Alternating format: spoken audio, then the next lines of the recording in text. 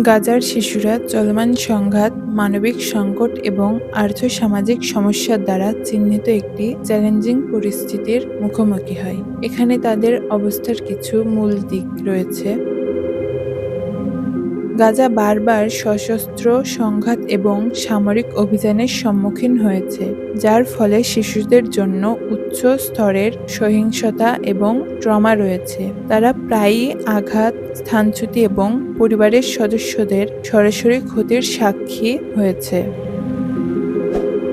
মানবিক সংকট, গাজার ওপর আরোপিত অবরোধ পণ্য ও মানুষের চলাচলকে মারাত্মকভাবে সীমিত করে, দারিদ্র্যকে বাড়িয়ে তোলে এবং স্বাস্থ্যসেবা, শিক্ষা এবং বিশুদ্ধ পানির মতো প্রয়োজনীয় পরিষেবাগুলিতে অ্যাক্সেস সীমিত করে। এটি শিশুদের সুস্থতা এবং বিকাশের ওপর গভীর প্রভাব ফেলে।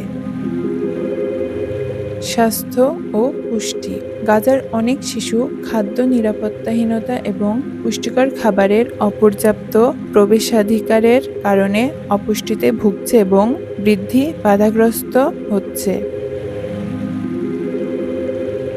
গাজার স্কুলগুলি প্রায়শই কঠিন পরিস্থিতিতে কাজ করে, যেখানে ভিড়পূর্ণ শ্রেণীকক্ষ, সংঘর্ষের কারণে ক্ষতিগ্রস্ত অবকাঠামো এবং সম্পদের ঘাটতি। এটি শিশুদের শিক্ষা ব্যাহত করে এবং তাদের শেখার এবং ব্যক্তিগত বিকাশের সুযোগ সীমিত করে।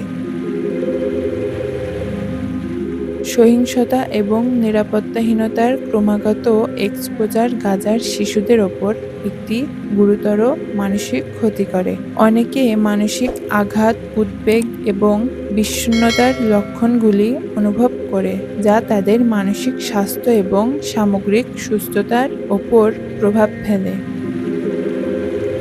গাজার শিশুরা সশস্ত্র গোষ্ঠীর দ্বারা বিভিন্ন ধরনের শোষণ, অপব্যবহার এবং সামাজিক পরিষেবা এবং প্রতিরক্ষামূলক ব্যবস্থার ভাঙন তাদের আরও ঝুঁকির মুখে ফেলে। মানবিক সংস্থা এবং আন্তর্জাতিক সম্প্রদায়ের প্রচেষ্টা গাজার শিশুদের সহায়তা এবং সুরক্ষা প্রদানের লক্ষ্য, কিন্তু পরিস্থিতির অনিশ্চিত রয়ে গেছে এবং তাদের অধিকার ও মঙ্গল সমুন্নত রাখা নিশ্চিত করার জন্য অবিরাম মনোযোগ এবং সমর্থন প্রয়োজন।